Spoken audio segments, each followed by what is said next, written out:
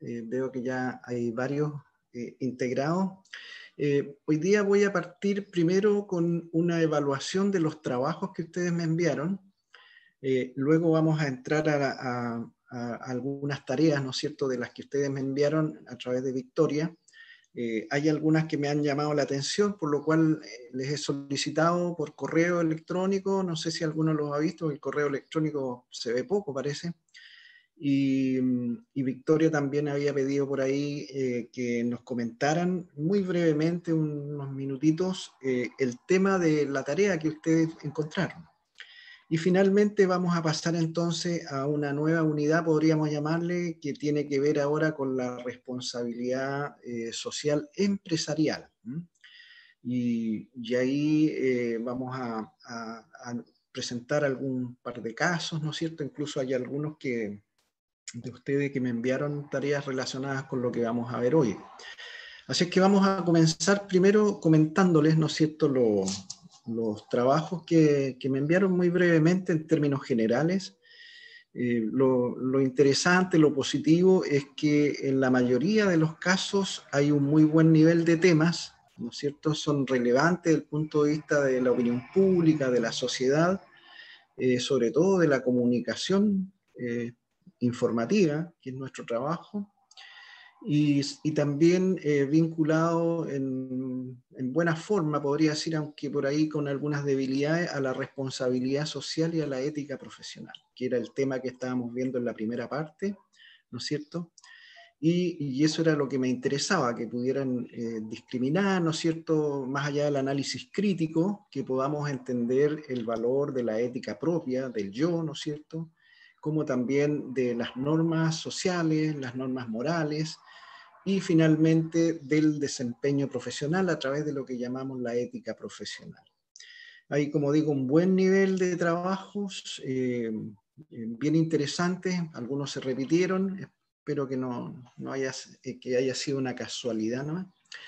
Y bueno, eso. En segundo lugar, quisiera destacar que ustedes tienen afortunadamente en su mayoría buena redacción. Si bien hay alguna desprolijidad por ahí en la escritura, ¿no?, con la acentuación, con algunas letras que se pasan, o en fin, detallitos, digamos, que hay que mejorar, pero en general están bastante bien escritos. Y lo otro es que en la mayoría cumplieron con la estructura solicitada de un ensayo, ¿no? De pronto hay alguna confusión en lo que es el resumen y la introducción. El resumen, como les decía yo, son 10 líneas o un poco menos, en las cuales ustedes ponen como un título desarrollado ahí, ¿no es cierto?, del trabajo. Y la introducción, en cambio, es un poquito explicativo de qué es lo que van a presentar. Entonces, pero son cuestiones que son perfectamente superables. Como debilidades, bueno, justamente lo que estaba diciendo, hay un porcentaje que no relacionó explícitamente quizás el tema que investigaron con la responsabilidad social, ¿no es cierto?, con la ética, con la moral. No hubo muchas citas de texto en cuanto a lo que significan estos conceptos, etc. Pero de alguna forma subyacían, ¿ah? Pero no fue explícitamente, lo cual habría sido mejor. Y un porcentaje menor tampoco incluyó la fotografía o una imagen, ¿no es cierto?, que en el campo de la comunicación, del periodismo, es relevante porque la imagen, la fotografía aporta información no verbal que a veces es difícil describirla en el trabajo. Un grupo no significativo no la incluyó. Bueno, eso es en términos generales. Antiguamente acostumbraba a señalar las mejores y las peores notas, pero justamente desde el campo mío me hicieron notar que no era conveniente hacerlo, sobre todo con quienes no tuvieron una buena calificación. En general están bien las notas, ¿eh? Yo estoy muy conforme con lo que hicieron, pero hay algunos que tuvieron debilidades. Y sí puedo decir que la mejor nota, no sé si se integró ya por ahí, es la de Nicolás Silva. Así que eso sí lo quiero destacar porque un esfuerzo, se notó un esfuerzo muy completo, Nicolás, te veo ahí, de tu trabajo. Como me comprometí, porque en eso consiste el también tener una responsabilidad con el curso y espero que ustedes también conmigo, les voy a reenviar el trabajo de manera individual a cada uno, así como me lo hicieron llegar por el correo, ahora va de vuelta. Tiene unos comentarios y la nota. Yo espero que los comentarios los lean y los consideren como una contribución para mejorar, ¿no? Porque todavía nos quedan 2 trabajos y la idea es que esto les sirva como experiencia para ir de alguna forma optimizando nuestro trabajo en esta asignatura. Así es que eso en general, y bueno, muy conforme porque por lo menos se entendieron los conceptos del trabajo que nosotros tenemos en la sociedad desde el punto de vista de los valores propios, del respeto a la cultura, ¿no es cierto?, a las normas sociales y sobre todo al trabajo en medios de comunicación o en comunicación pública en general. Así que esos son los comentarios iniciales y, como le digo, muy conforme por el trabajo que ustedes han hecho. Lo segundo tiene que ver ahora con las tareas que les había dicho que buscaran algunas empresas. La mayoría optó por empresas que no cumplen, ¿no es cierto?, adecuadamente con un funcionamiento que podríamos decir responsable. Y me llamaron la atención algunos. Está Felipe Fernández por ahí, lo veo. Quería pedirte, Felipe, que nos hicieras un comentario de unos 5 minutos de lo que tú encontraste con Walmart, porque Walmart es la empresa, ¿no es cierto?, que tiene la propiedad de Líder, que está prácticamente en todo Chile.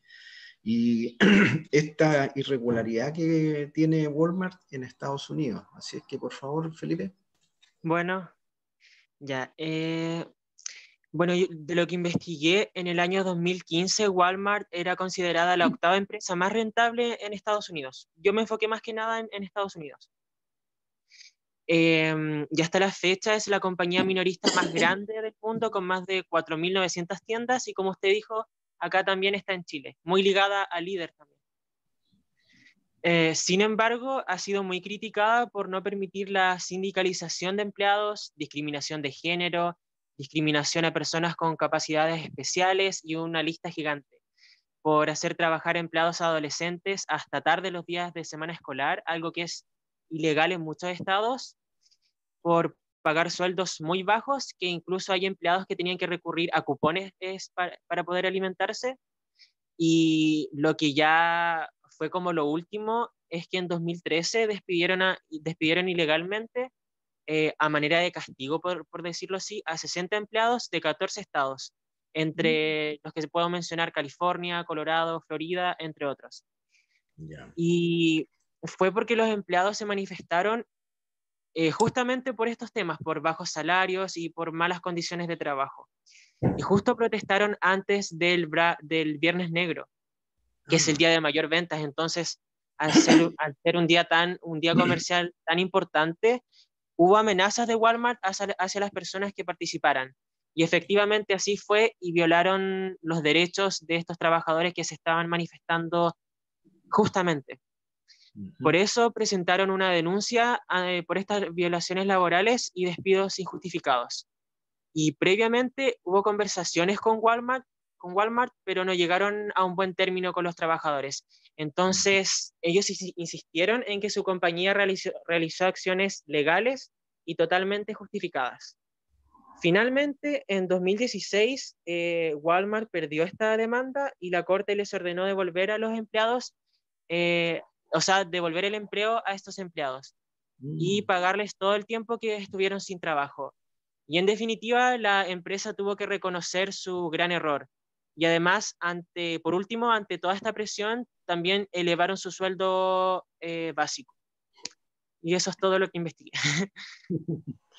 Es un buen tema porque Walmart es una empresa potente, digamos, en el mundo, como bien lo señalas tú, y acá en Chile también tuvo hace algunos años una serie de problemas porque los alimentos, por llamarlo así, que venden ellos, no es que ellos sean los que más bien contratan empresas de servicio para poder vender esos alimentos, y esas empresas de servicio son externas, entonces no tenían, como bien señalas tú, ninguna protección social o laboral.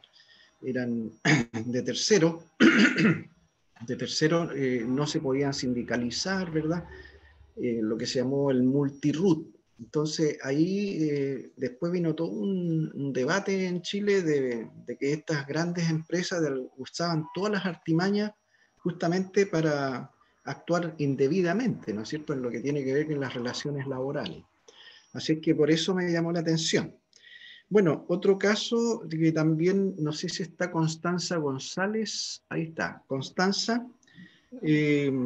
También del ámbito internacional me llamó la atención el caso que tú encontraste de una empresa Foxconn que está relacionada con suicidio. Cuéntanos cuál es el caso. Traté de resumir un poco porque en realidad ellos explotaron demasiado. ¿Puedes darle más volumen? No te escuchamos. ¿Ahí sí, profe? ¿Me Ahí escucha un bien? poquito. Sí, por ahí está mejor. Ya. Una empresa que tiene muchos problemas de responsabilidad social a nivel internacional es Foxconn, una empresa china. Esta corporación es uno de los principales productores y fabricantes de los productos Apple, de los celulares y iPad. Y esta corporación es uno de los principales explotadores, por así decirlo, laborales de China. Esto se traducía que realizaba acciones asociadas a excesivas horas de trabajo, más de 12 horas diarias y más de 60 horas laborales. Incluso hay un informe en el que se descubrió que los trabajadores llegaban a exceder las 100 horas extra. Ese nivel. También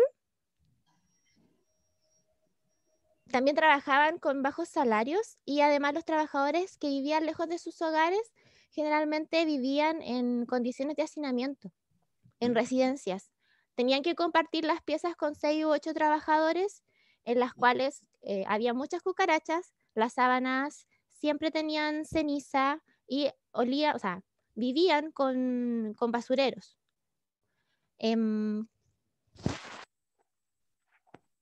También trabajaban en condiciones muy inseguras. Por ejemplo, en el 2010, debido a los materiales, que era el aluminio, un componente altamente explosivo, murieron 4 personas y 77 resultaron heridas. Además, los empleados tenían derecho a solo unos minutos de descanso, ya que pasaban más de 10 horas de pie. Y como último hecho, esta corporación instauró en las instalaciones el modo silencioso, que prohibía hablar de otra cosa que no fuesen asuntos relacionados con el trabajo en la planta. Una vez que este hecho se difundió de forma masiva y fue totalmente repudiado, en lugar de tomar medidas inmediatas para mejorar las condiciones laborales, lo que hizo Foxconn es instalar redes alrededor de los edificios de la fábrica, ventanas, balcones, cualquier lugar potencialmente peligroso, y obligó a los trabajadores a firmar contratos con cláusulas de anti-suicidio, comprometiéndolos a no atentar contra su vida y a eximir la empresa de toda responsabilidad. Otra cosa mucho más repudiable fue lo que dijo uno de los directivos de Foxconn, que afirmó que los trabajadores estaban suicidándose para conseguir la compensación que daba la empresa a las familias de las víctimas. Por eso ellos hacían eso. Entonces lo que pasó fue, como Apple estaba totalmente involucrado, envió un equipo de abogados para averiguar sobre este hecho y como resultado la empresa se comprometió a reducir el horario laboral, mejorar los protocolos de seguridad y beneficios sociales. Además subió entre un 15 y un 25% el sueldo. Pero eso no cesó, porque en 2013 se suicidaron 2 personas más, una joven de 26 y un joven de 24. Correcto. Bueno, bien impresionante el tema. Esta empresa son transnacionales, ¿verdad? Pero lo que tú investigaste, ¿en qué lugar ocurría? En China. Es una China. empresa taiwanesa que se ubica en China y que también fabricaba elementos para las empresas HP y Nokia. Correcto. Muy bien, gracias Constanza. Bueno, son, digamos, estas situaciones que también de pronto se ven acá en nuestro país. Hay empresas que han sido descubiertas con este tipo de prácticas que son absolutamente negativas para el comportamiento, digamos, empresarial y social, respeto por las personas, etc. Así que, bueno. También Mónica Vargas, que está por ahí, Mónica. Hola, profe. Hola, nos comentó un tema bien interesante que está, diría yo, en el nuevo sentir de la opinión pública en nuestro país. Sobre todo hay un avance en esto, que es el tema del maltrato animal, o sea, el respeto, por el contrario, el respeto a las mascotas y al cuidado, ¿no es cierto?, de los animalitos. Así es que cuéntanos de tu caso. Bueno, este caso es bastante antiguo y en realidad hace muy poco salió como a la luz como de la opinión pública, para serle sincera. Este caso se remonta desde el año 2014, en donde la empresa neozelandesa de capitales neozelandeses llamada Manuka, que es una empresa lechera, una de las más grandes de Latinoamérica. Y en este caso en Chile está ubicada prácticamente en la región de los lagos, obviamente por su actividad agrícola y ganadera. Entonces, ¿cuál es el tema aquí? El tema es que esta empresa se les ha vinculado a maltrato animal reiterado desde el año 2014. Este año precisamente, tanto los trabajadores como las familias de estos trabajadores comenzaron a hacer virales unos videos en donde se pueden ver a 2 funcionarios de dicha empresa matando terneros a martillazos y con prácticas muy crueles, no solo con martillazos, sino privándoles de la comida, por ejemplo, dejándolos morir de hambre, inyectándoles venenos, aceites, de todo tipo. Y más aún, estos 2 funcionarios obligaban a los trabajadores a realizar las mismas prácticas, y quienes se oponían eran víctimas de acoso laboral. Tanto así que los trabajadores, en su gran mayoría, quedaron con síntomas de estrés postraumático y con daño psiquiátrico bastante grave. Incluso los familiares de los trabajadores llegan a contar que incluso ellos llegaban a alucinar con los gemidos de dolor de los animales también, a ese nivel de maltrato animal. Ahora, después de que pasaron los años y este caso se fue haciendo mucho más conocido, llegó a tribunales, como era de esperarse. Entonces, aquí empieza lo interesante, que, bueno, estos dos, hay 2 principales a los que se les vinculan los hechos, que es el CEO de la empresa, que se llama Zachary Ward, neozelandés también, y el otro, que era con su mano derecha, que es Gonzalo García. A Gonzalo García quedó absuelto de los cargos, pese a haber presentado todas las pruebas, que eran gráficas, eran videos básicamente, pero quedó desvinculado solamente de la empresa por un par de años, pero ya está de vuelta en la empresa y ya tiene un cargo también que está precisamente a cargo del cuidado de los animales también, lo cual es ridículo, es absurdo. Pero Zachary Ward, antes de que fuera su formalización, se fue para Nueva Zelanda, se escapó. Y incluso, antes de que se fuera, la empresa Manuka les pagó más de 60 millones de pesos en finiquito. Y con ese dinero hizo el escape a Nueva Zelanda. Y aún se está trabajando para su extradición. Están tratando de hacer como convalidar las leyes tanto neozelandesas con las chilenas en temas de maltrato animal, para que se pueda extraditar y tener un juicio, lo formalicen, y que además pueda pagar la multa y también pagarle la multa a las personas que también fueron dañadas. Y eso, con ese caso aún no termina, porque aún no lo logran extraditar. Y bueno, la empresa también, este no es el único caso de maltrato animal que ha tenido. En el año 2017 también sufrió la matanza de también más de 2.000 terneros por tuberculosis, por un mal manejo de medicamentos. Y intentaron despedir a los trabajadores, pero se logró verificar de que la culpa no fue de ellos, de que ellos no manipularon mal los medicamentos para que ellos tuvieran tuberculosis. Incluso otra de las declaraciones que dieron cuenta también de esta personalidad, o sea, psiquiátricamente patológica que tienen estos ejecutivos, de que claro, si bien Manuka es una empresa lechera, por lo tanto no se dedica a la producción de carne, entonces ellos mataban a los animales que no les servían literalmente, o sea, es un caso como del tratar a los animales como si fueran un objeto, básicamente. Entonces ellos los mataban de la manera que sea, pero los mataban simplemente porque no los servía. Ahora, Desechos.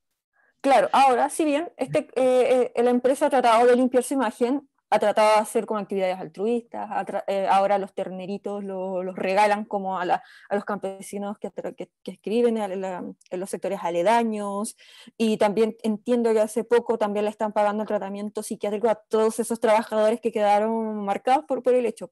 Sin embargo, es cuestionable todavía que este caso de la formalización de Sacar quede en stand-by todavía, que aún no den declaraciones al respecto, ni tampoco se sometan a esta fiscalización constante del SAC también. Porque esto da para pensar de que, claro, esta empresa, como es principalmente lechera y cometía estos actos de crueldad animal a este nivel, da para pensar cómo lo harán las otras que sí se dedican a la producción de carne también. Y lo cual también es, para nosotros, además del maltrato animal, es cosa para pensar, porque finalmente quienes consumen estos productos de origen animal son los seres humanos. Entonces da para pensar también, claro, cómo se está manipulando también toda esa materia prima. Y ese es el caso. Bueno, un tema bien también impactante, Mónica, sobre todo, digamos, por la forma en cómo sacrificaban, ¿no es cierto?, a estos animales. Y también nos llama la atención una vez más, como en muchos casos, el rol de la justicia, ¿verdad? Por lo que tú dices, entiendo que todavía no hay sentencia, no ha habido una acción oficial, ¿no es cierto?, sancionatoria, ejemplarizadora de parte de los tribunales, así que eso... Claro. De hecho, lo que más arriesga a Sacar son 3 años de cárcel y una multa de 20 UTM, cosa que para una empresa de ese calibre no es para nada. Es que igual lo que pasa es que con la ley de maltrato animal igual está muy orientada también hacia los animales que son considerados mascotas también, o tal vez a la protección de la biodiversidad, por ejemplo, pero no tiene mucho que ver con estos animales que son considerados para el consumo humano. Entonces ahí habría que revisar la ley y a ver cómo se podría también reorientar, porque no porque las personas consuman productos de origen animal no significa, no les da el paso para que ocurran estos tipos de casos que están muy alejados de la normativa.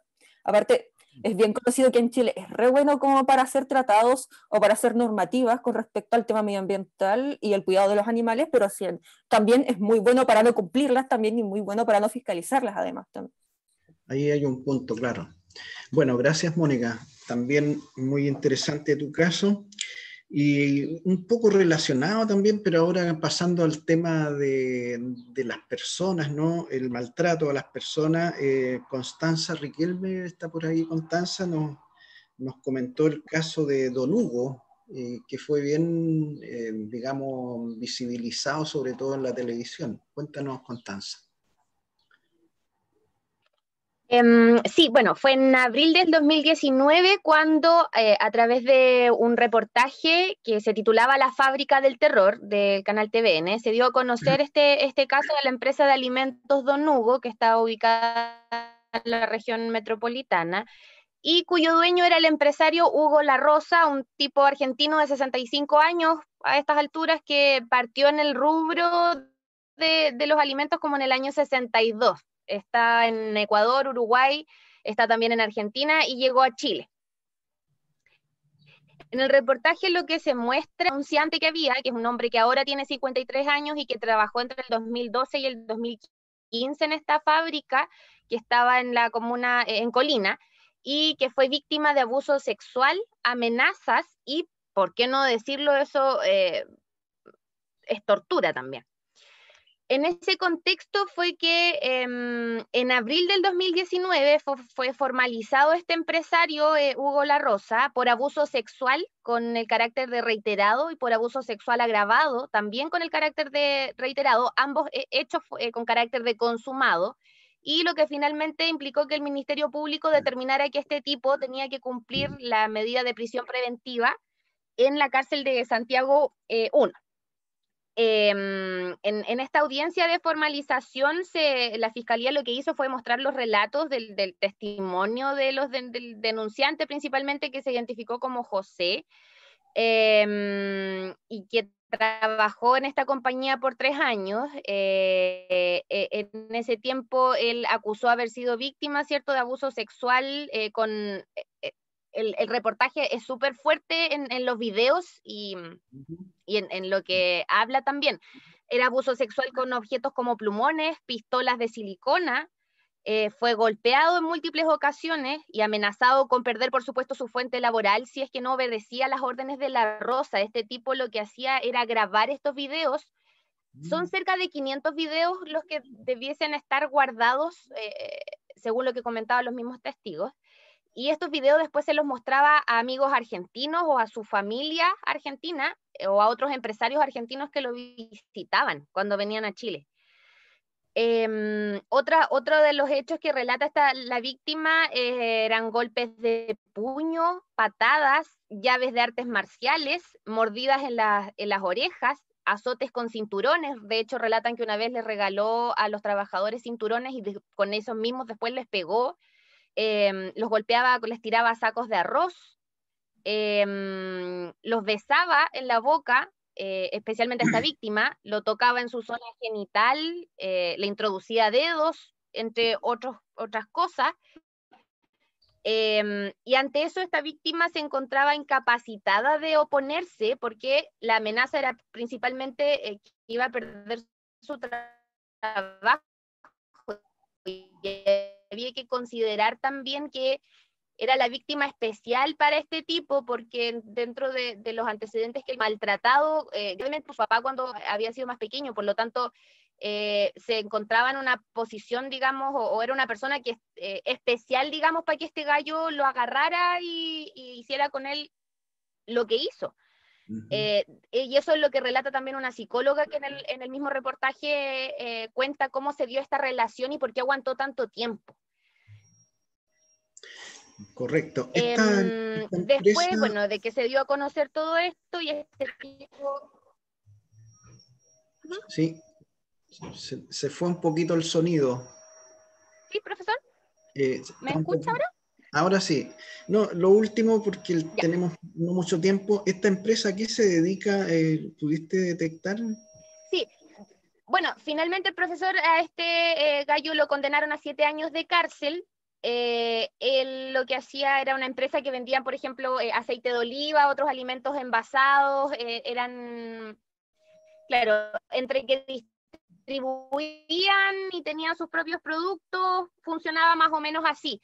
Y era internacional, no era solo en Chile, y nada, revisé la página web también de la empresa, como dicen ellos que tiene como principal característica el buen trato laboral, entre otras cosas bastante positivas que evidentemente no habían. Desconozco si aún siguen funcionando, no encontré esa información. Ya.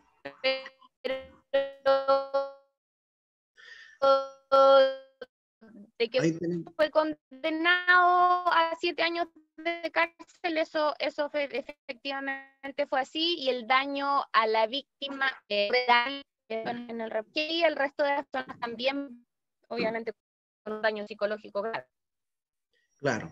Bueno, es un caso también impactante, ¿no es cierto? Sobre todo en estos tiempos en que se supone que las empresas están reguladas, como señalábamos en el caso anterior, hay legislación, hay acuerdos, una serie de cuestiones de nivel país y pasan estos hechos. Entonces nos llama la atención. Afortunadamente aquí, al parecer, el responsable está por lo menos en la cárcel.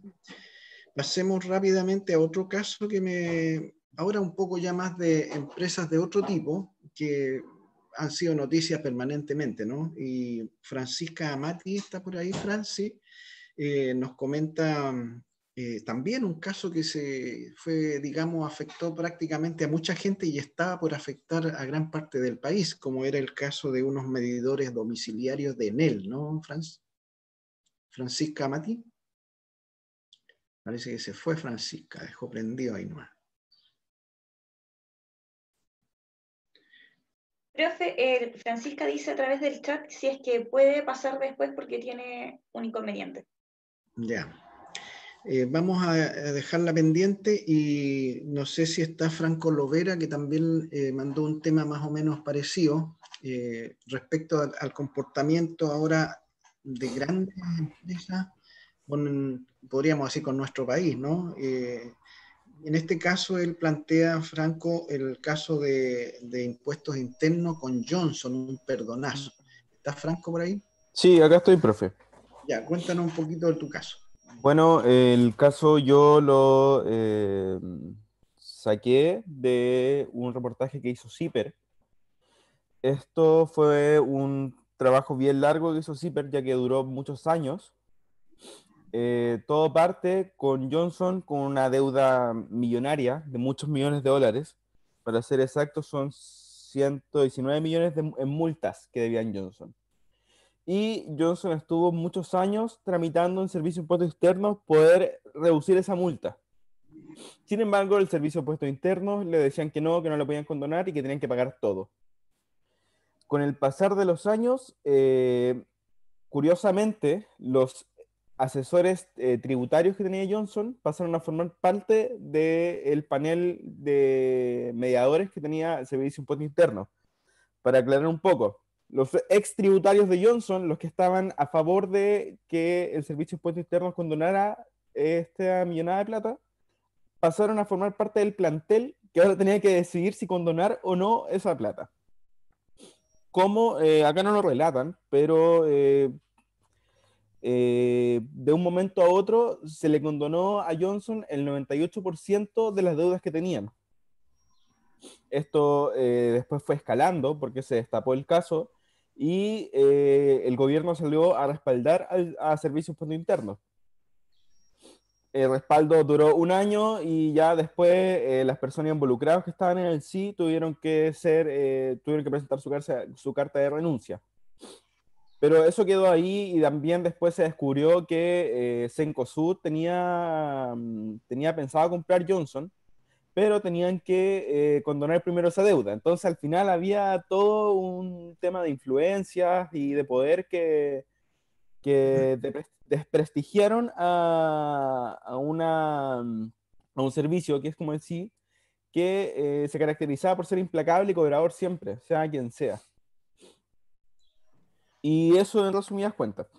Muy bien, Franco. Sí, bueno, estamos acostumbrados a ver este tipo de relaciones un poco extrañas, por decirlo menos, entre ahora servicios públicos fiscalizadores, ¿no es cierto?, con empresas o a través de tribunales, ¿no es cierto?, lo que fue SQM, Soquimich y el pago irregular de la política, que es un tema que sigue vigente, y otras tantas. Entonces, también es un tema bien complejo porque impuestos internos, no sé si alguno de ustedes tiene familiares de pequeños empresarios o empresas normales, no de gran capital, digamos, son extraordinariamente controladas. O sea, cualquier persona puede sufrir una multa, ¿no es verdad?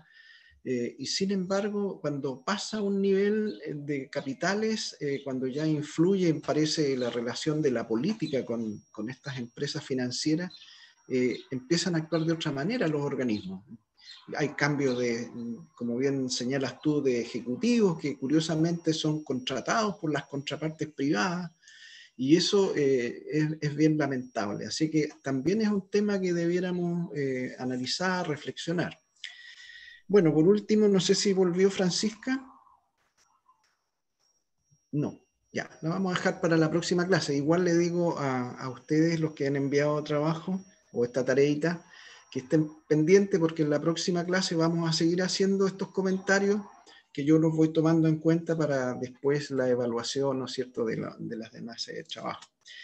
Bueno, como ustedes ven, en la mayoría de estos casos donde hay un comportamiento comercial o financiero inadecuado, estas cosas salen a la luz pública también por la intervención de los medios de comunicación. O sea, no son temas ajenos a la comunicación pública. Por el contrario, son parte de ese rol fiscalizador que tiene la prensa, que tiene la comunicación, que tienen los medios, que tenemos todos. Más allá incluso de ser profesionales de la información, como ciudadanos también tenemos que preocuparnos de estas materias.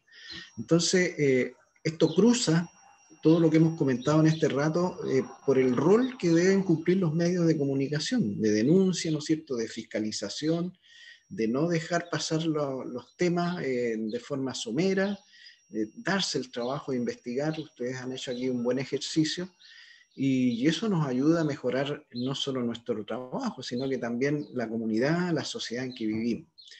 No sé si antes de pasar a la siguiente parte, alguno de los que están aquí quiere hacer algún comentario sobre lo que hemos escuchado para ya entrar en materia de lo que nos corresponde hoy. Les ofrezco la palabra si quieren agregar algo. ¿Profe? Sí. Aquí Pascual. Pascual, ¿cómo estás, sí, Pascual? Bien, bien. Sí, yo creo que uno de los casos, bueno, el tema que yo le envié a Victoria tenía que ver con el caso de la publicidad del sneaker, no sé si se acuerda. Y o sea, me pareció interesante ese tema porque igual como que marca, yo creo que como un antes y un después en el tema de la publicidad, porque a partir de, o sea, también con la irrupción más fuerte del movimiento feminista y todo lo que ha implicado el cambio que ha producido, digamos, hoy día se pone en cuestión un montón de cosas que antes estaban naturalizadas. Y eso se puede reflejar muy bien también en la publicidad. Si uno hace memoria, la publicidad está llena de machismo, de cosas que están absolutamente normalizadas en esos tiempos. Entonces, al menos yo me tomé de ese caso y me parecía interesante poder, como hito histórico o hitos sociales para marcar un quiebre en ese sentido. Muy bien. Sí, como les digo, hay varios trabajos bien interesantes en cuanto a tareas, ¿no? Que ustedes me enviaron. Los vamos a ir revisando en las próximas sesiones. Nos corresponde ahora revisar el tema de la responsabilidad social empresarial y la sostenibilidad, ¿no? Que es un concepto que se usa en las clases siguientes. Así que ahí vamos a ir matizando con lo que tú también señalas, Pascual, que es un tema que nos compete porque parte de nuestra tarea también está relacionada con esos ámbitos de la comunicación pública, la publicidad, el marketing, en fin. Yo también quisiera hacer un alcance acá respecto al rol que, o sea, nosotros estamos analizando aquí casos que son extraordinariamente graves, ¿no?, de comportamiento, pero hay que entender que también hay muchas empresas, pequeñas, medianas, incluso grandes empresas, que sí funcionan correctamente, que sí están cumpliendo con las normativas, que sí tienen de alguna manera ejecutivos con cierta ética, digamos, personal y también un respeto por las normas morales. Así es que digamos, hay que tener a veces un cierto equilibrio en las cosas y no pensar que todo es extraordinariamente negativo. Pero como en nuestro caso lo que más nos llama la atención es justamente los que no están dentro de estos ámbitos, yo quiero hoy día hablarles, justamente vamos a analizar un caso para entrar al tema, ¿no es cierto?, que es este que conocemos y ustedes han escuchado mucho, que tiene que ver con lo que se conoció como el caso Penta, ¿no? El caso Penta, en donde dos de sus máximos ejecutivos, aquí los vemos a Délano, Carlos Alberto Délano y Carlos Lavín, son los que son responsables de impulsar estas políticas en sus empresas que de alguna manera, ¿no es cierto?, dañan no solo el rol de la empresa, sino que dañan al país como sistema de recaudación pública. ¿Qué pasó? Veamos un poquito el caso para que entremos en materia. los dueños de empresas Penta fueron sancionados por burlar al Servicio de Impuestos Internos, pero el mismo servicio al cual ellos se burlaron, ¿verdad?, aceptó como gasto necesario lo que esa compañía pagó en asesorías legales durante el juicio y le aprobó una rebaja de 1.400 millones del monto en que se calcularon sus impuestos. Esto fue en el 2018. Impuestos Internos, en defensa, aseguró a CIPER, que fue el que investigó una vez más este caso, como otros, ¿no es cierto?, que la resolución adoptada en este año, en agosto pasado, se ajusta a las normas. Entonces, aquí lo que estamos viendo es que hay un medio de comunicación que se dedica a investigar, ¿verdad?, con un rol de responsabilidad social, como un caso que fue tan mediático tuvo una sanción, porque fue todo un caso legal, un juicio, ¿verdad?, que fue incluso televisado. Se llegó a una sanción, a una sentencia para ellos, y después, con el tiempo, ellos mismos presentan una solicitud para rebajar 1.400 millones de pesos de sus utilidades, porque tuvieron que gastar abogados para defenderse en el caso que perdieron. No sé si ustedes saben, bueno, los que han iniciado actividades seguramente lo conocen, que cuando uno está en la vida profesional tiene que pagar impuestos, como cualquier actividad, para que se financie el Estado y el país.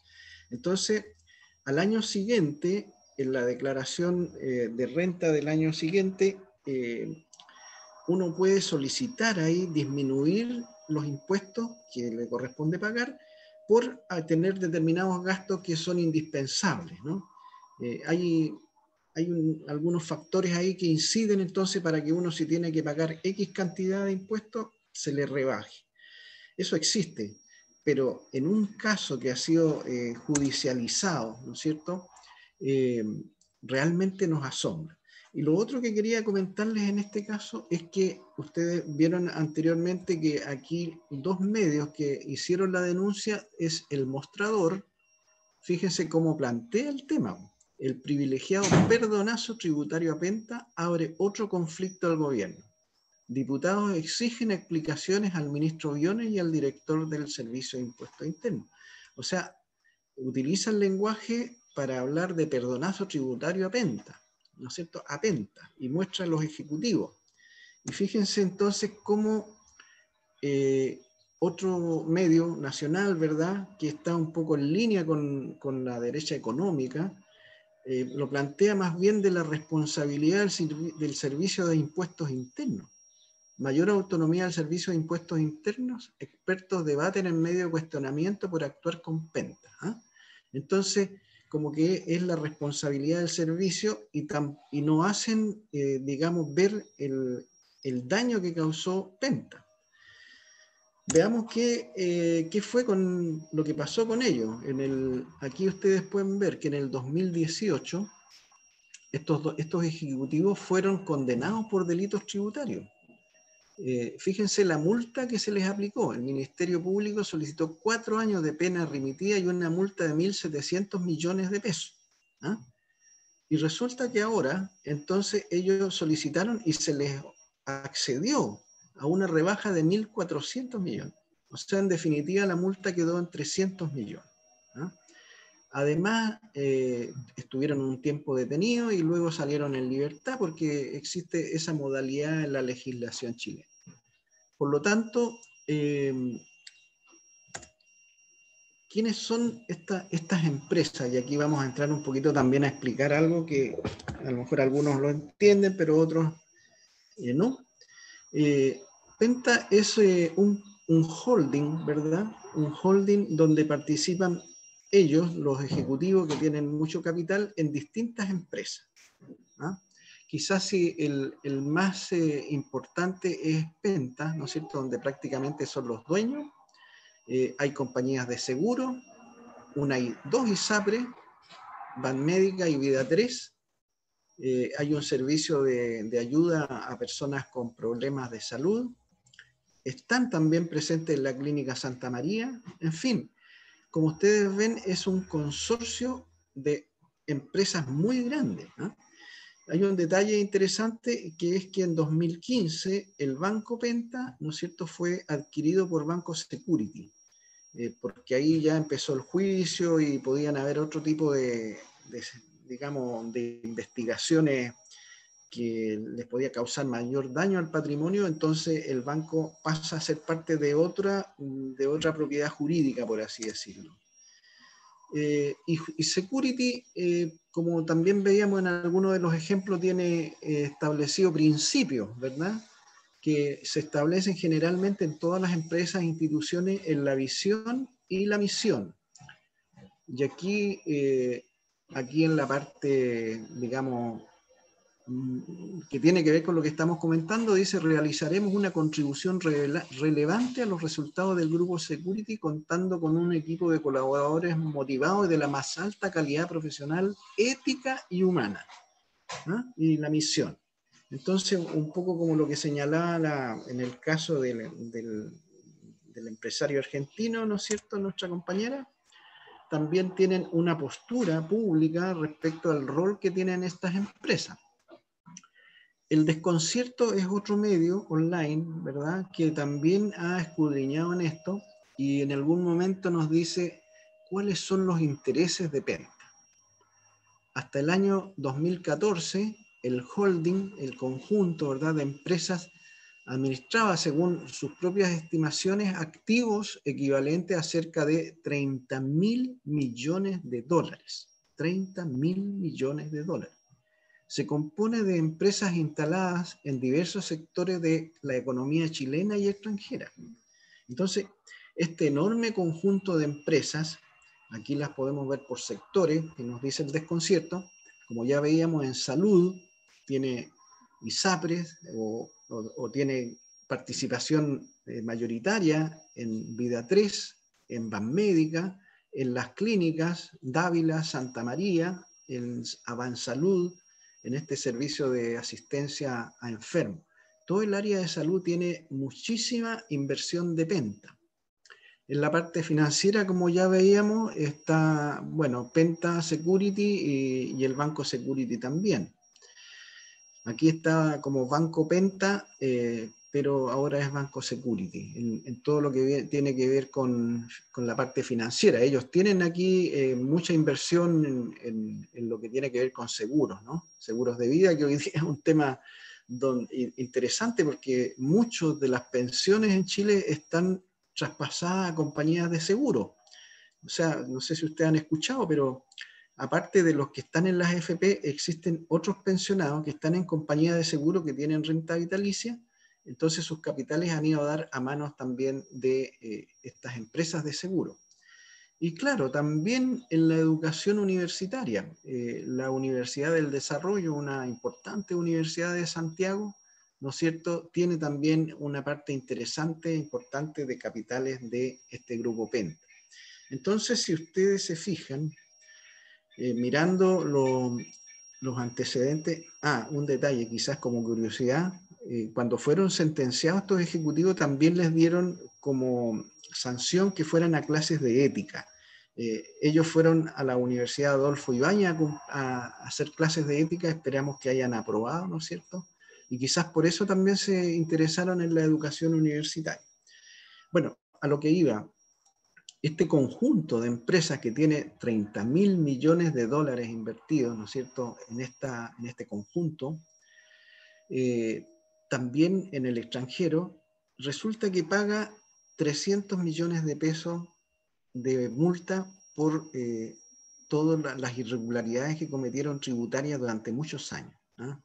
Porque ese fue el comienzo de Penta, digamos, de que hacían una serie de maniobras para justamente financiar la política y también para eludir impuestos. Entonces, a un pequeño comerciante, como veíamos recién, impuestos internos no le perdona nada, incluso le puede cerrar sus negocios, pero a estos operadores, como veíamos en el caso de Johnson, recién, ¿no es cierto?, que nos comentaba un compañero, como en este caso de Penta, son situaciones que son reprochables desde el punto de vista de la responsabilidad social, son incluso causantes de ira, ¿verdad? De frustración. ¿Por qué nosotros sí, ellos no?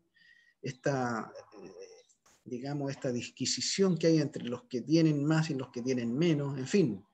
Todo eso produce una, podríamos decir, ebullición social, de rechazo, de indignación. Y después entonces, desde el punto de vista de la política, dicen, nosotros no vimos venir estas cosas, ¿por qué pasan estas movilizaciones? Entonces tiene mucha relevancia también el rol de la comunicación pública en la fiscalización de estos casos. Por eso, como yo les decía al comienzo de nuestro curso, que estamos viendo la responsabilidad social individual, nuestro comportamiento personal, profesional, y ahora vamos a ver aquí lo que es la responsabilidad en las organizaciones privadas, donde el periodista también es un fiscalizador, donde también puede hacer un aporte para corregir ciertas cosas que están ocurriendo. La verdad es que es un trabajo bien complejo, muy difícil, como lo hemos podido apreciar, pero de alguna manera, por lo menos tenemos que tener la claridad y la posibilidad, si en algún momento es posible, de hacer algo para ir mejorando esta situación.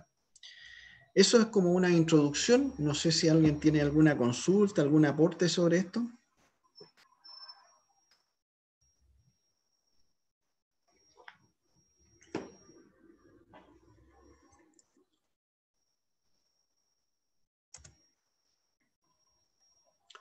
Bien, pasemos entonces a cómo se entiende esto de la responsabilidad social empresarial, que es la RSE, ¿no? Hay algunas definiciones de un Consejo Mundial, por ejemplo. ¿Qué es lo que corresponde? ¿A qué involucra, ¿no es cierto? La responsabilidad social empresarial. Involucra la responsabilidad o la ética de cualquier compañía con sus trabajadores, con la comunidad y el medio ambiente. O sea, a veces tenemos la idea de que el rol social de la empresa es solamente preocuparse de no causar el daño afuera, en su entorno, pero en realidad también involucra a su interior, ¿no es cierto?, a sus propios trabajadores, también a la comunidad. Es el compromiso permanente de las empresas de comportarse éticamente y de contribuir al desarrollo económico al tiempo que se mejora la calidad de vida de sus trabajadores y su familia, así como de la comunidad local y la sociedad. O sea, esa es la definición que nos da el Consejo Mundial Empresarial para el Desarrollo Sustentable. Es decir, las mismas organizaciones productivas tienen esta idea, esta mirada, ¿no?, de que es un compromiso permanente, no ocasional cuando hay Navidad o alguna fiesta, ¿no es cierto?, de aniversario. No, es un compromiso permanente de las empresas de comportarse éticamente y de contribuir al desarrollo económico. Contribuir al desarrollo económico, para eso se le dan las facilidades, ¿no es cierto? Para eso hay regulación de trabajo, hay capital humano, hay profesionales, hay trabajadores, están ahí los medios. Entonces, estas empresas, estos capitales, pueden de alguna forma contribuir a la economía y al mismo tiempo con ello mejorar la calidad de vida de sus propios trabajadores como de su familia, así como de la comunidad local y la sociedad. Cuando revisamos los casos como los anteriores, uno entiende que es justamente todo lo contrario. Esto suena como ideal. Bueno, pero hay que tenerlo presente. O sea, estos son los ideales de un buen manejo empresarial. Aquí también es entendida como la política y la ética de una organización. ¿Por qué? Porque supone un vínculo permanente con la comunidad en la que está inserta, incluyendo, como decíamos recién, a su propio personal. Entonces, también se establecen relaciones de interacción con la comunidad. Hay muchas empresas, ¿no es cierto?, que hacen un aporte a su entorno social, natural. No todas son las que causan daño, las que causan maltrato. Hay muchas empresas que son distinguidas. Por ejemplo, aquí en la región de Los Ríos hay un organismo que da unos rankings y una de las empresas que está muy bien valorada, al menos yo entiendo por ese ranking, es Colún, ¿no? Colún, que es una compañía lechera de La Unión, así se llama, creo, no, Cooperativa Lechera de la Unión, Colún, que es la que vende productos lácteos, ¿no es cierto? Y que tiene un muy buen sistema, digamos, de producción, además de que ayuda o está en relación permanente con la comunidad. Antiguamente hubo algunos problemas ahí con el río Rahue porque habían, digamos, rieles que iban a dar al río, eso mediante denuncia de algunas personas científicas y en colaboración con periodismo científico, hicieron ver esto y me parece que está solucionado. Y en general ha sido una empresa que está muy bien posicionada por su transparencia también en la producción de sus productos. En fin, hay, también eso yo lo puedo afirmar porque tenemos nosotros egresados, exalumnos que trabajan en muchas empresas. En el caso de Colún también hay una chica ahí que trabaja, que está en la parte de comunicaciones, y nos cuentan de los avances que han tenido en cuanto a técnica, ¿no es cierto?, en cuanto a relaciones humanas, etc. Chilolac también es una empresa de Chiloé que es como muy familiar, y es otra forma de entender las relaciones humanas y productivas. Ahora bien, hay un sociólogo, Cardoso, que dice: es urgente que las empresas asuman su responsabilidad ante la sociedad, evitando provocar daños a la misma y contribuyendo a resolver sus problemas, en lugar de permanecer ajenas a las condiciones de vida de las comunidades en que se insertan. Es urgente que asuman su responsabilidad. ¿Por qué plantea esto? Porque en muchas partes sobre todo de América del Sur, de Latinoamérica, ciertas empresas se hacen ver como que los daños son responsabilidad del Estado, son responsabilidad de otros, ¿no es cierto? Incluso de la comunidad, de la municipalidad. Yo no tengo que ver con eso, yo produzco, doy trabajo, aquí tienen apoyo, muchas organizaciones nos vienen a pedir, y bueno, que por lo menos, ¿no es cierto?, mejoren esto, mejoren lo otro.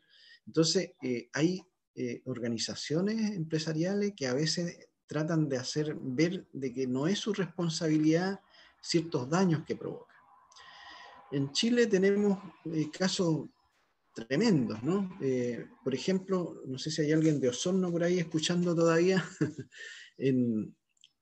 hubo en Osorno el año pasado, creo que fue, una crisis del agua con la empresa de agua potable que mantuvo a la comunidad 2 semanas sin agua potable. Eso fue realmente impresentable, ¿no es cierto?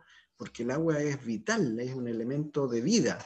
Entonces, que se dé esta situación con una empresa que no se preocupaba de sus propias operaciones, realmente es impactante. Y ahí hay un rol fiscalizador también del Estado, ¿verdad?, de la justicia, porque no puede ser, eso atenta contra la integridad y la vida de las personas, en el fondo de niños, en fin, puede causar enfermedades. Y finalmente se dilató el tema. Quien tenía que fiscalizar ahí había sido ejecutivo de la empresa de agua potable de Osorno, entonces era muy laxa la fiscalización, ¿eh?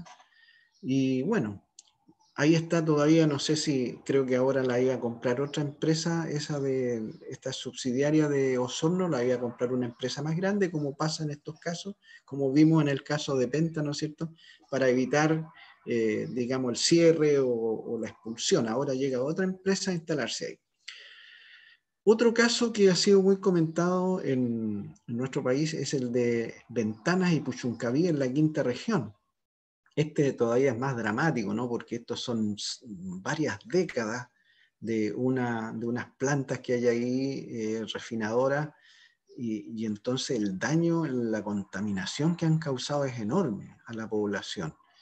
Y también está, en el caso de la región de Los Ríos, en Valdivia, lo que fue la contaminación del río Cruces, ¿no?, que causó la muerte de los cisnes, fue famoso por eso.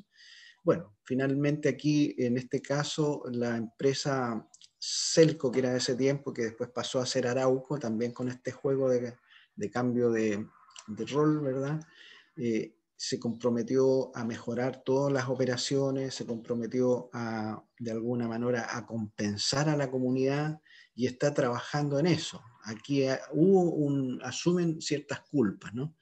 Pero el tema es que lo hacen y después piden disculpas. Entonces, esas cosas son las que lamentablemente siguen ocurriendo en nuestro país, con grandes empresas que tienen los medios, que se les dan las facilidades y que el Estado no asume su rol.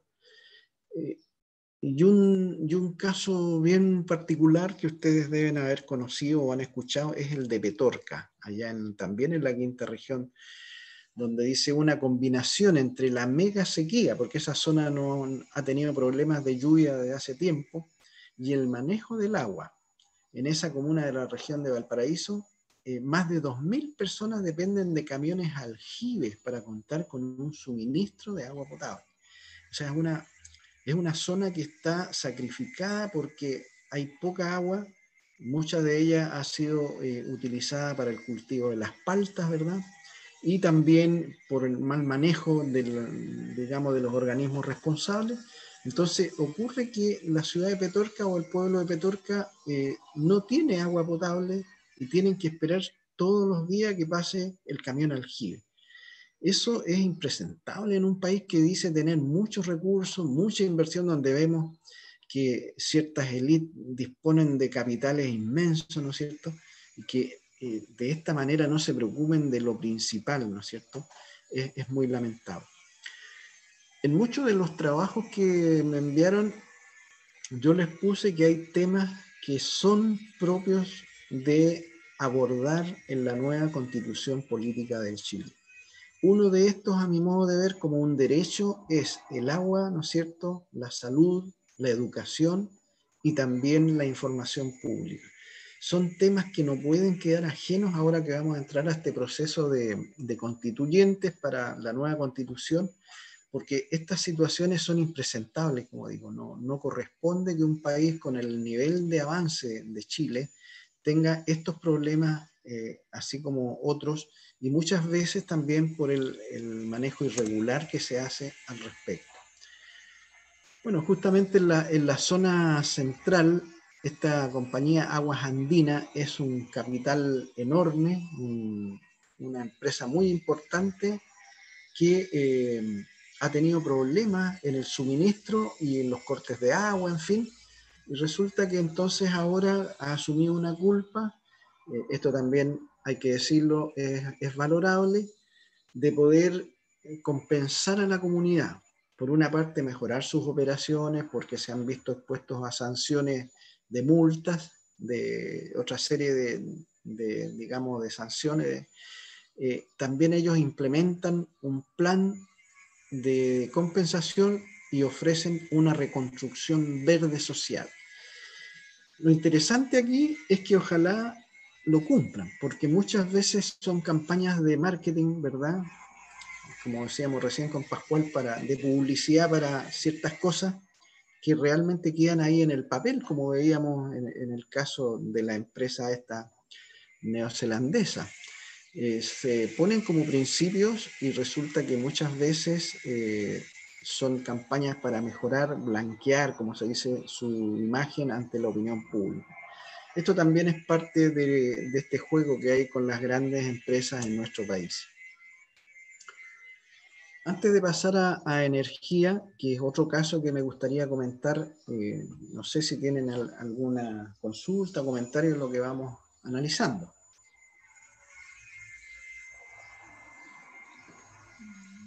Las empresas forestales están utilizando mucho el tema de eso, como de lo verde, pero son un verde que es artificial. Entonces, ¿ya? Me acordaba justamente de la empresa forestal Arauco, eso, ¿no? La que Sí, está, esta es la que está en esta zona, y hay otra en Biobío. Sí, la del Biobío, porque ahí ampliaron su planta procesadora que tiene ahí, como a no sé cuántos miles de... pero la ampliaron muchísimo, entonces como que han instalado como esta cosa como de lo verde, como reforestar, incluso, bueno, a nivel de gobierno también han intentado como instalar esta cuestión, pero en realidad lo que están haciendo es tratar de de profundizar el modelo forestal que hay en la zona. No es con forestación que ayudan a la naturaleza, más bien a seguir desarrollando más el modelo que hay hasta ahora y que ha traído tanta sequía y tanto conflicto finalmente en la zona. Claro, sí, ahí hay un tema muy fuerte, ¿no? Y que involucra también todo lo que pasa con la comunidad mapuche en esta zona. Ellos llaman una recuperación de los terrenos, ¿verdad? De las plantaciones, que ponen eucalipto generalmente y han arrasado con todo lo nativo. En fin, es un tema bien complejo.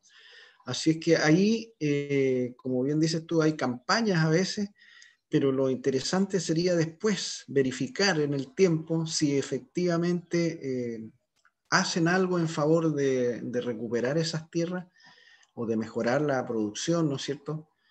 Y que no sean solo estos spots para mejorar su imagen ante la opinión pública.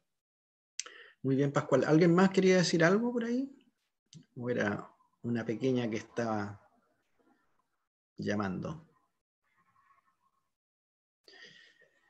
Bueno, otro tema que nos convoca en este tema, en el análisis de la RSE, ¿no es cierto?, es el de la energía. Yo quiero que aquí ustedes aprecien también, a lo mejor algunos algo conocen de esto, de cómo se dan las cosas en este ámbito. En nuestro país, las empresas eléctricas tienen concesiones del Estado para explotar la generación y distribución de energía eléctrica, industrial y residencial en el país.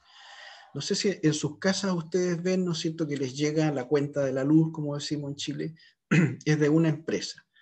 Después hay otra que es la generación de energía, es otra empresa, ¿eh?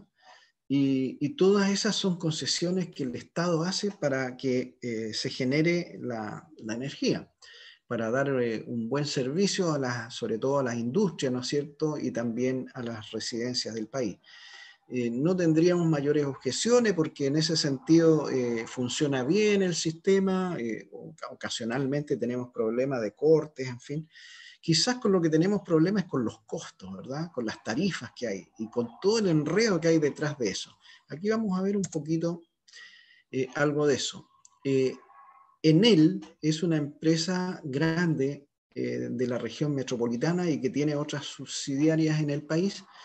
Son capitales italianos, ¿no? Ellos tienen la concesión de la producción o generación y suministro de energía en la zona metropolitana. En general dan un servicio adecuado, generan trabajo, pagan impuestos para colaborar con las funciones del Estado en cuanto a salud, educación, medio ambiente. Utilizan como materia prima el petróleo, que ahí hay un tema también de cómo ayudamos al medio ambiente. Pero esta empresa Enel ha sido bien connotada en el último tiempo por varias cosas. Fíjense que veamos lo que yo les decía, lo que podría ser reprochable, discutible, quizás no aceptable, es que ellos pagan impuestos en 2018 por 2.876 millones de pesos. Fíjense bien en este monto, 2.876 millones de pesos. Aquí abajito ustedes vean utilidades. Enel Chile obtuvo 174.500 y tantos millones en el primer semestre de 2019. 174.540 millones me parece. Tengo tapado ahí. De utilidades solo en un semestre. Y pagan 2.800 millones de impuestos. ¿Cómo se entiende eso? Estas utilidades, ¿no es cierto?, del primer semestre del 2019 fueron un 88% más que en el 2018. Entonces, por el Mercurio de Inversiones lo señala. Entonces, uno se pregunta, ¿cómo una empresa que tiene tal nivel de capitales, muy bien, hacen una buena labor en el país, tenemos la industria funcionando, tenemos la economía funcionando, pero ¿por qué pagan 2.800 millones si solo en un semestre sus utilidades son más de 174.000 millones? ¿No? ¿Qué pasa ahí? Bueno, ahí hay un tema que hay que investigar, ¿no es cierto? Y explicar, porque en otros casos la gente paga mucho más que eso.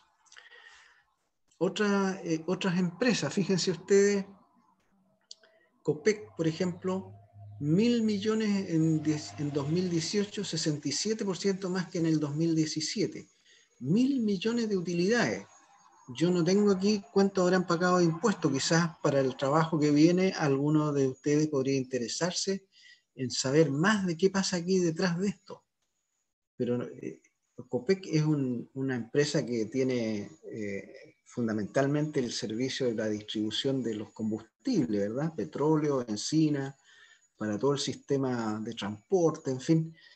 Y está en todo el país, quiero decir, prestan un buen servicio, pero sus utilidades son millonarias, ¿no es cierto? 1.000 millones. Entonces, entre 4 y 36 millones en impuestos pagan otras empresas.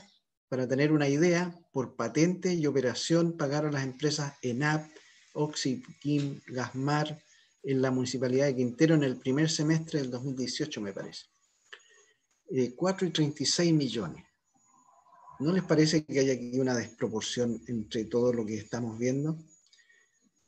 Aquí está 2.876 millones, pagó Enel y obtuvo utilidades por 174.000. Estas empresas generadoras, ¿no es cierto? ENAP, Oxyquim, Gasmar, en fin, pagan 4,36 millones en impuestos. Y un segundo punto que nos preocupa, sobre todo los que somos de regiones, que es otro problema que tiene nuestro país, la descentralización o la concentración en la zona metropolitana de todas estas cosas, que además los impuestos y las patentes los pagan donde tienen la gerencia, o sea, en la casa matriz, ¿verdad?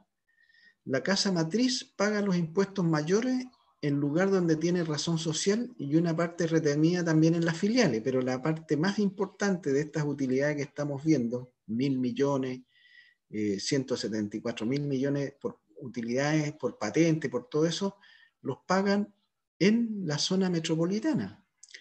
ENAP, Gasmar, Copec, GNL se ubican en Las Condes, Oximina en Providencia y Enel en Santiago. Entonces, además de tener los pocos aportes que hacen al país en términos de impuestos, los hacen en una zona donde está la gerencia. Y las regiones donde se producen todas estas cosas, como es el caso de Quintero, por ejemplo, en Valparaíso, que ya la vamos a ver, pasan a ser olvidados en ese sentido por el beneficio que puedan generar estas empresas.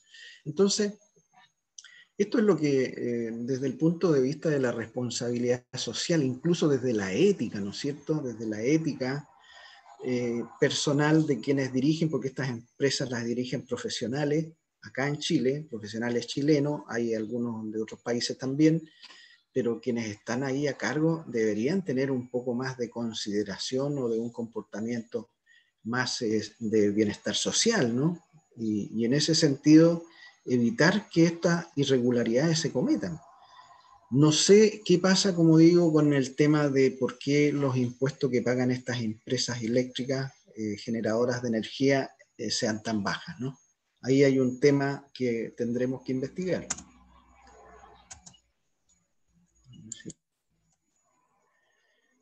Les decía yo el caso de Quintero, Ventana y Puchuncaví. Este es otro caso que nos ha dado, lo voy a mencionar para ya ir cerrando la clase de hoy, lo voy a dejar expuesto para que ustedes también lo mediten. Hay una zona cerca de Valparaíso, ¿verdad?, que es la zona de Quintero, donde existe Ventanas y Puchuncaví. Medio siglo de muerte silenciosa en la bahía chilena. Este caso de contaminación de las aguas, ¿no es cierto?, de contaminación de la comunidad por todo el impacto que genera la contaminación de la refinación de petróleo, viene desde hace 50 años.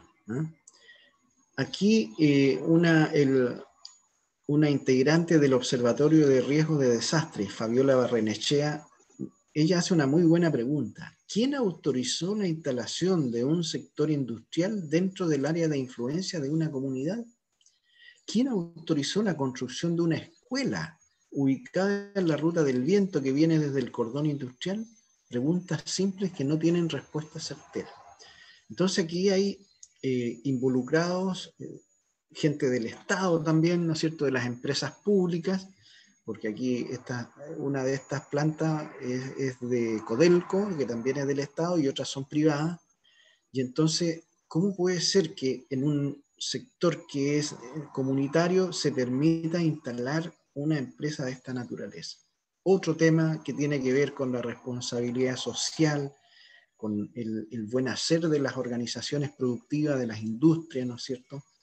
Porque al parecer hay como hasta hoy día una priorización por el tema más bien económico-productivo antes que por el bienestar social. No negamos que es tan importante ese tema, pero ¿cómo hacerlo mejor? Entonces, ahora que estamos como rehaciendo un país, ¿verdad? Son temas que debemos discutirlos y tenerlos presentes, especialmente desde la comunicación pública.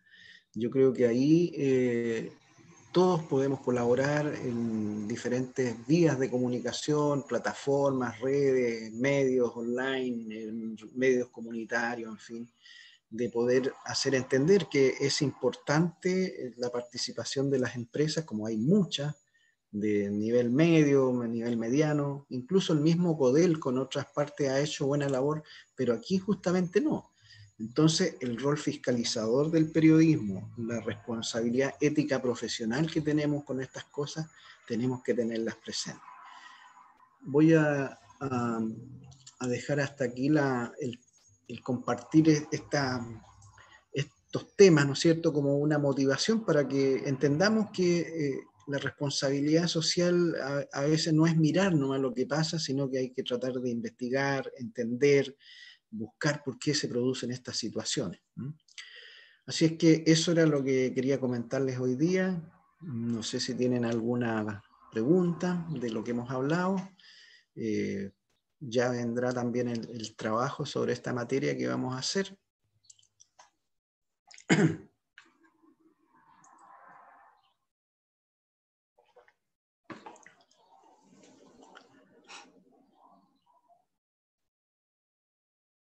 Bien, parece que no hay mucha...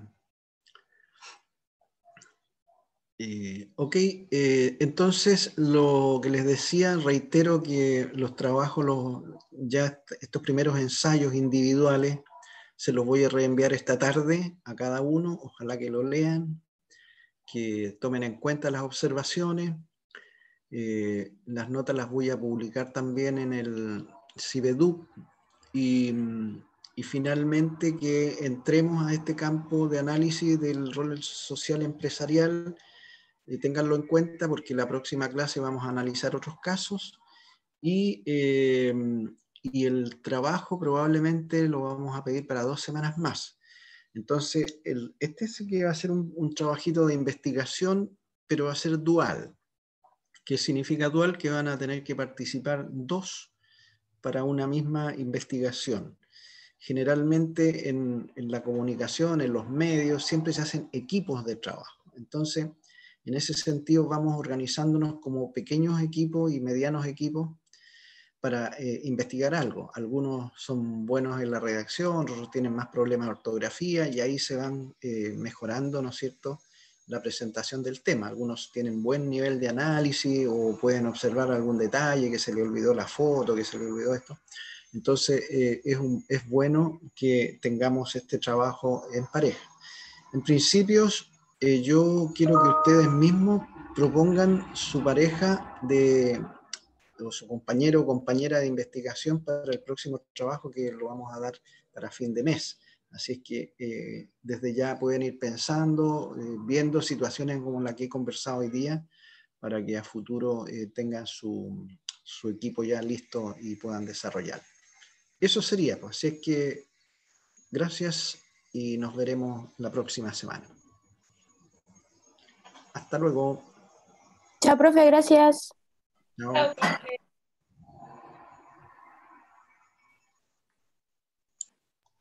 Chau.